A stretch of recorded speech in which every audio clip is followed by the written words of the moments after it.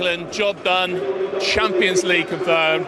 I can see from your face, did that take every last scrap of energy and resilience you've got left in your body? Yeah, everything. Look, we've been poor by our standards the last few weeks in the Premier League. We obviously went so hard in the Champions League that our form dropped in the Premier League, and you know that happens sometimes. But Newcastle is such an informed side, and we've lost 3 games to this year. And the manager's message before the game was clear. You know, take it personal, and I think we did today. I think first half it's a bit of a slow start, but we grew into the game, and in the end we showed that grit. And 3 points at home last day. It was a nice day to top it off. When you've had that moment where, as you say, you've dropped and maybe your focus has gone on the Champions League, how hard does it then become to pick it up and try and regain your top level? Listen, we're Premier League footballers. We have to be at the level every single week. It was that we felt like we had such a good chance in the Champions League that obviously we had the momentum with that, and obviously with the league it kind of slipped away a few weeks ago. So it was really tough to take, but today to win was massive, and obviously Newcastle is such a good side, so to win was a big win for us. I mean, you've always had the odd long-range goal in your locker, but it's sort of turned out in the last month or so that you're very good at shooting. It's another great finish. And about time I've started scoring frequently. That's 9 goals, 10 assists, your best numbers in both. Yeah, I like that finish a lot, where I can whip it on top of the ball across the keeper, and it was a special moment. I'm really, really happy. Last one then, because the thank you banner for the fans is out behind us. How do you reflect on this season, Declan? Difficult, really difficult. After coming so close last year in the Prem, this year we was, by our standards, poor, let's be real. And obviously to go out of every other cup competition and Champions League, with the team we've got, the manager we've got, we need to be competing for titles. We can't be taking anything for granted. And but next year we'll be back for more. Hopefully, we strengthen in the summer. We sign more players because we're probably going to lose a few as well. So, yeah, we're going to come back next year, be ready, be stronger, and even more hungry to win something for this club. And that's what we all want. Well done. Played well and always speaks well. Declan Rice, today's match winner, as he was discussing with his 9th goal of the season. His best goal-scoring season continues, just one away from double figures. Where would they be without Declan Rice? We would really struggle. I thought his interview at the end there, Steve, was very good, very honest, very concise in what he's saying. Because the disappointment's there for everyone to see, because we've had another good go in the league. But like he said, we kind of took our eye off the league, trying to get the Champions League. And I think when you look back at the draws that we've had and the 21 points, I think something like 21 points from winning position that we've lost. Steve, that you can't. I don't think you can do that when you're trying to win the league, and even when you're trying to go for the Champions League. You can still play half decent in the Champions League and get there, but like in the league, you can't step off at all. And I think that those draws in the end, with some of the decisions, with the injuries, of course, it kind of factors in. But I think that listening to Declan saying that we go again next year. Some people will go in the summer, which I know will happen, and some people will come. It's just going to be a vitally important summer for us this summer coming. Yeah, 14 draws this season, which is their most ever in a 38-game season, Arsenal. And that sort of strikes me as we talk about a focal point in the team and a out-and-out striker who's going to get you goals, who makes a difference between a point and 3 points. I mean, Wright is up next to one of the best strikers in the Premier League, so he would know that. They create some great chances. And even a couple of times we're watching the game off air, a Trossard or whoever, Martinelli is wide, they don't even cross it because the natural number 9's not in the box. Do you know what I mean? Someone who gives them that focal. I know Havertz came off the bench, which is a positive, but again, he's not an out-and-out striker. I think, watch this space, they have to sign a number 9 in the summer, and I'm sure Arteta will. Yeah, we'll come back to that in a moment. But Declan talking there about how he likes that finish. It was a lovely finish, wasn't it, after Anthony Gordon had lost the ball? Again, he made it look quite simple, but again, it was good. It's much better closing down. You can see them in and around. So as soon as he loses it, I was really pleased for Martin Odegaard because I believe he picks him out here. But Declan's coming onto it perfectly. You see, it's almost like a short backlift because what you need to do is, like he said, you want to hit a top bit and really whip across the ball, and you can see it there with the 2 midfielders from Newcastle, how they've vacated that space, and now Declan with Harvey Barnes there, he should be getting tighter to him. But once he comes onto it, he's leaning over it, and Stephen, watch how he whips his leg. Watch how he whips it there. See, it doesn't even go past him. He's just like almost stops in the strike when you watch it, and that is what he gets the power in the whip. There, what you see the stop? Wham! So he doesn't even look, there it is.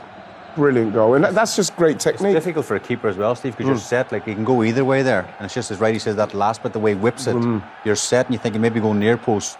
But the whip as well gets some extra power, and it's always leaving. Like, Pope, he can't get there. It's a brilliant finish. We're just looking at the back three of Newcastle. I'm just looking at the defensive side of it. We think they can maybe press the ball. When Odegaard pulls it back to right, I think the centre halves have to come flying at him. Of course, Harvey Barnes switches off as well. He's more an offensive player. He doesn't have that defensive mindset. It's a poor goal for Newcastle, but take nothing away from Declan Rice in the finish. It's a brilliant finish. Yeah, and it came, as it said, with Anthony Gordon having possession of the ball. Yeah, Anthony was quiet today. Actually looked a bit leggy. I mean, Righty mentioned about players coming to this part of the season. They've had a long season. He looked a bit leggy at times, and again, he gave it away in a really dangerous area. But look at you mentioned the two midfielders, Bruno Guimaraes and of course Sandro Tonali are dragged over to that side to give you balance in midfield. One of them should actually be in that space, covering where Rice is going to sort of latch onto. And again, we highlight Harvey Barnes here. He likes to get forward. He's no intention of getting back into defend, and he sort of jogs back into position. And Declan Rice's eyes just light up, don't they, when he sees that space? There's no one anywhere near him. But again, I think the centre halves at that point, when they see there's no one there, someone has to come flying out, ready, doesn't he, try and get the block? Because you need someone right in Declan's space, because like you rightly say there, the goalkeeper, he can go either way, because he's coming onto it this way, Steve. He can whip it there, or he can, like you saw, whip it quickly back inside himself. But if you've got a defender in front of you, the worst ways is that it might hit the defender. He might miss kick it. He might go the other way. You need someone in the way so as it can distract you from trying to, trying to whip it in that way or whip that. The goalie needs somebody in the way to block it. 9 goals and 10 assists now this season for Declan Rice. Champions League football guaranteed. Well, after 5 games without a win in all competitions, Mikel Arteta's side found a way to beat Newcastle by a goal to nil, and a reminder that is enough to qualify for next season's Champions League, this year's semi-finalists into the competition. And first and foremost, Righty, is that relief? Is that the main thing? People were talking about a scenario, you and I on the show a couple of weeks ago, where if that form had continued, the unthinkable of, after all the efforts, not guaranteeing Champions League football. Yeah, obviously, it's just like it's scant consolation for how tough the season's been for us. But it's very important for the club, though. Absolutely. I was going to say, it's a necessity for the club and what they're trying to do. Obviously, they want to win the Premier League. They want to win the Champions League. And I think at the moment, the squad is nowhere near deep enough to actually go into both of those with the confidence of winning them. But they've another good go in the Premier League, and they gave it a great go in the Champions League. So, like Declan mentioned there about the summer, I think it's going to be quite important this summer. Andrea Berta's got a lot of work to do in respect of bringing in, whether it's the striker or a forward or defender, whatever he's bringing in, to try and bolt onto this team, because the last step is the most difficult step to take, and it seems like we're just having problems taking the last step, whether it's injuries or decisions go against you early on, whatever it is, dropping too many points from winning positions. Those things happen in the season, and what you've got to do is you've got to try and limit those, so as then you can continue to move forward. It's tough. It's a tough season to take, but you will take being in the Champions League. You absolutely have to take it. Is it fascinating to see how Arsenal operate now? New sporting director with money to spend, where and how they go about strengthening. Well, it's a big summer, I think, for Arsenal. I really do. I think it's, they're falling off a wee bit. The title race, obviously, that Liverpool had done a few weeks ago, didn't they? I think that'll hurt Arteta, that they didn't run it all the way to the wire. I think that'll be a thing. But again, a new sporting director, he'll want to make his mark on the football club in the summer. And I think there is spaces to be filled in that squad. Where they're going to be, the striker for me is the obvious one. Talking about that's the hardest one. Zubimendi perhaps coming in as well. Raya's done brilliant. Both centre halves are a necessity to keep hold of them as well. It's about keeping hold of some of your best players as well, not letting them go. But again, it's going to be an interesting summer what Arteta and the powers that be do. And we've touched on this before with the centre forward, that with the money it's going to cost them, whoever they might get, the percentage chance of getting it right has to be high, doesn't it? It does. This is why, again, the experience of Andrea Berta is going to come in, because we've seen strikers come in for 60-odd million, 70-odd million, 85 million, and it not work. So you are taking a chance, and I think that Arsenal will have to take a chance. I think it's going to cost them a lot of money, and I'm not sure that the person that they get, the player that they get, is going to be under pressure. Let's face it, everybody. We're talking about 7 years. Arsenal having a striker. I think it's Aubameyang. So this striker is coming in with everybody continually talking about Arsenal needing a striker for the last few years, which you have to say, yeah, they probably would have won a few more games with an out-and-out striker.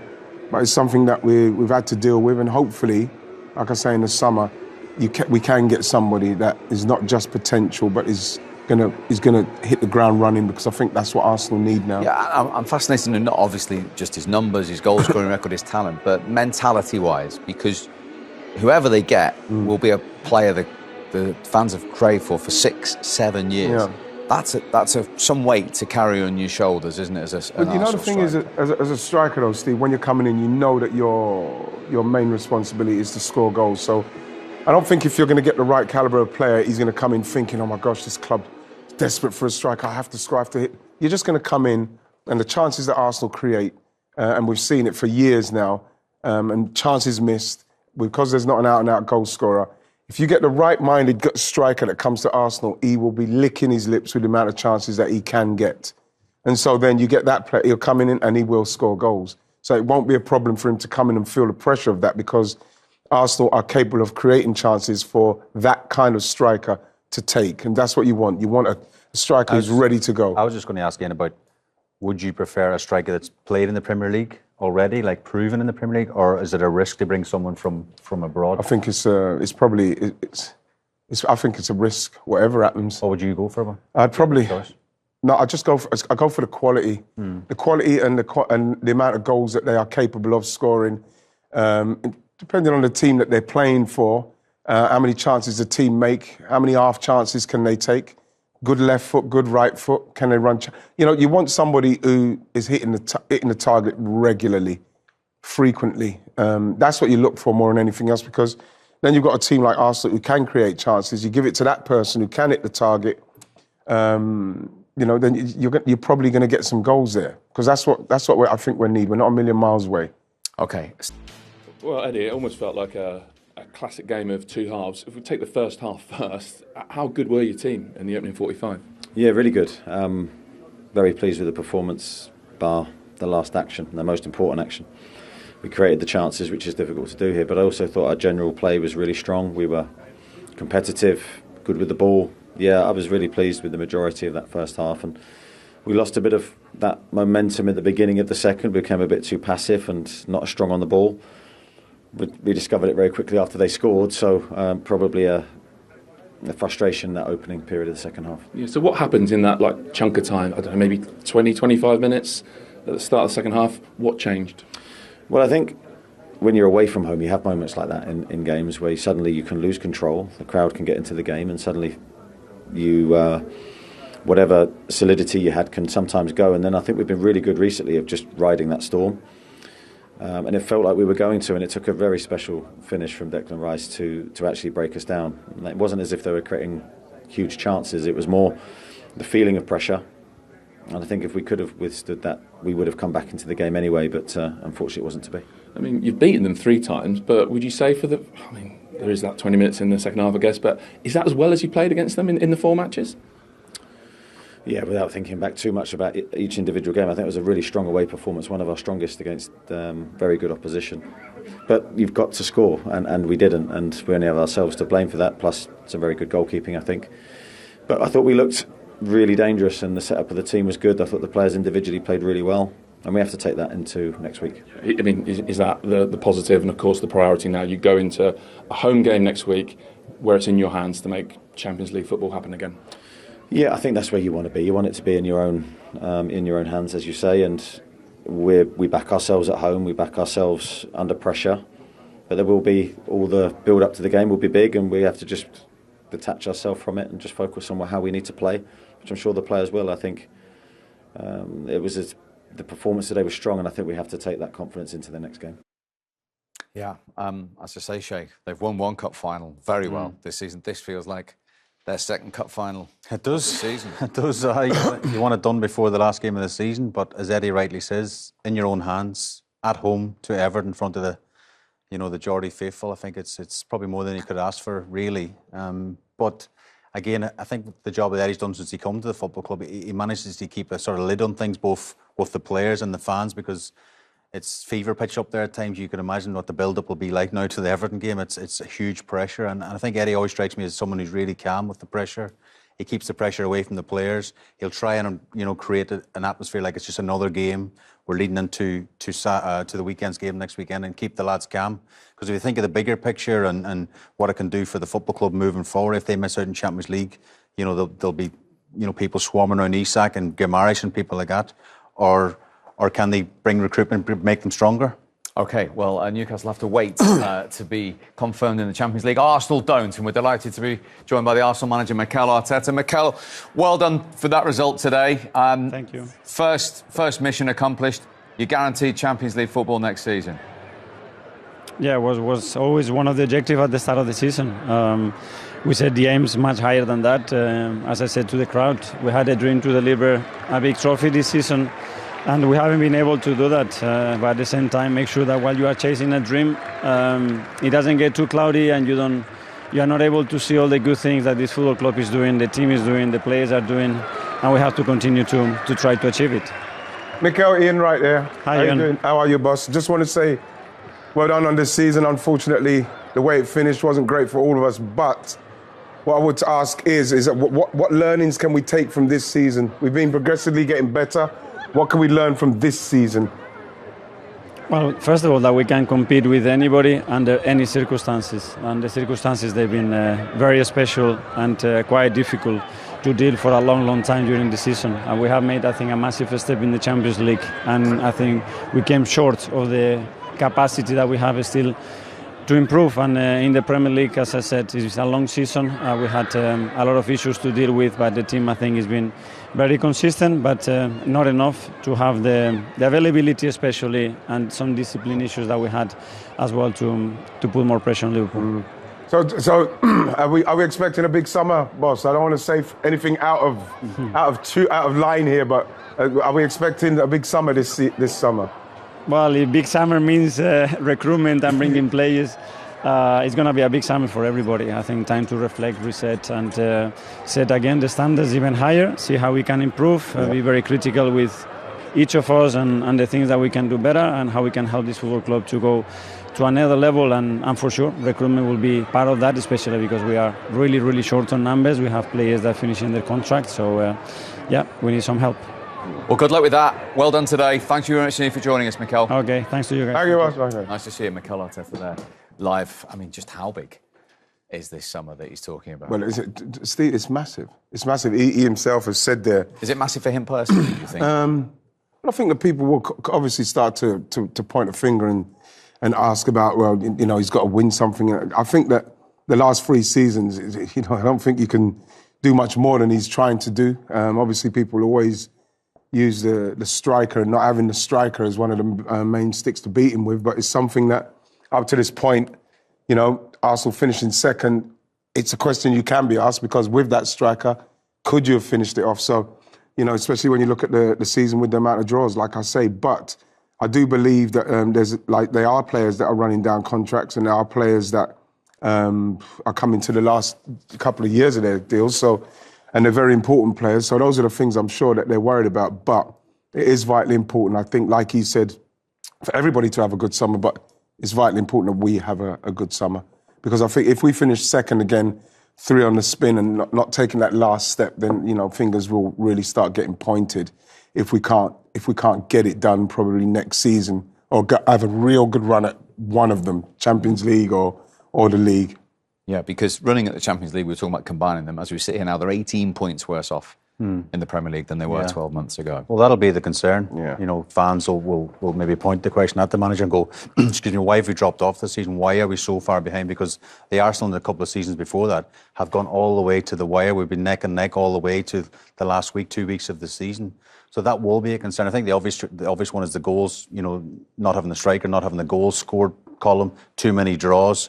But again, recruitment will be massive. It's mad when you speak to Arteta, they've just qualified, but he can't even enjoy that moment. Already his head's thinking of the summer, players he has to get out, players he has to get in, speaking to agents, speaking to a new director of football. these managers don't really switch off. Even when they go on holiday, they're on their phones. They're trying to get players in, players out. It's going to be a big summer for Arteta, that's for sure. You know what I like about the Andrea Berta appointment is that he could have easily promoted Jason Atu, who's at the club, who was doing the job after Edu left. But I think it shows again from Mikel, which is a move away from what Arsene Wenger did.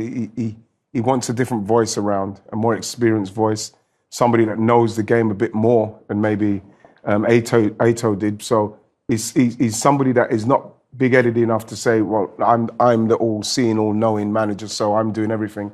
So he's got somebody in with experience to hopefully give him that different point of view and say, you need this, you need that. We're talking about somebody who's got a good track record, 2 La Ligas, 2 Champions League finals with Atletico Madrid, and he's somebody that you let this guy, let him work, let him cook, let him do what he does, so he can bring the players into Arsenal. It's going to get them to take that final step, Steve. That's really interesting because we talk about management all the time, about the players, the 20, 22 players on the pitch or on a training pitch. But there's so much more to particularly elite level management that we're talking about here. Absolutely. And I think that, again, you know, people underestimate because he's trying to take the last step. And, you know, I think since he's been there, obviously he won the FA Cup in his first 6 months, and that's quite a while back now, like 5 years ago. But the progression of the club, the progression of the mentality of the club, the players he had to get out, players he had to get in, you know, and to be challenging Manchester City, and now having to challenge Liverpool, going to go again, obviously with their manager who hasn't even made any signings himself. So it's going to be interesting to see what Liverpool do. I think he's been magnificent for somebody who'd never managed before. He's a number 2. And what he's done, you can see he's driven, the players are driven. You can see the players he's bought, the players he's got faith in, people like Declan, Saka. You know, you've got to put faith in the fact that this guy and what he's done up to this point for Arsenal is turned the club around, and we're now moving really quickly in the right direction. It's just now, like I say, it's the final step, which is quite frustrating, because it's been a frustrating season for the fans to go so close again, and then it kind of falls away. So, yeah, Champions League is magnificent for us to get into. There's only a couple of years ago, we were nowhere near it. We're nowhere near it. So now we're qualifying for it on a regular basis. But again, the ambitions of the club is to win that tournament, win that competition, and to win the Premier League. And that's what I will always back him, because I know that's what he wants to do.